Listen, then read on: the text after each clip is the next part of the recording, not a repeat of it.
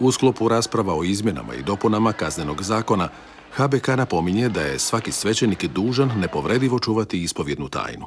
Jer ispovjedna tajna koja ne dopušta izuzetka ostaje zapečaćena sakramentom.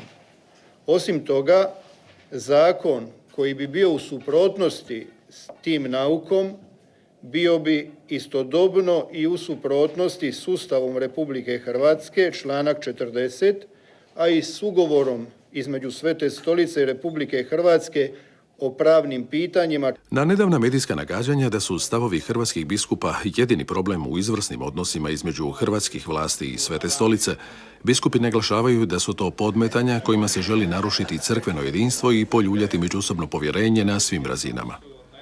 Osvrnuvši se na aktualnu, iznimno tešku socijalnu situaciju u Hrvatskoj, apelirali su na sve odgovorne u našem društvu da se snažnije potiču gospodarska rješenja kojima bi se povećala zaposlenost, a s druge strane, u duhu solidarnosti i osjetljivosti, posvete posebnu brigu onima koji su najviše pogođeni krizom.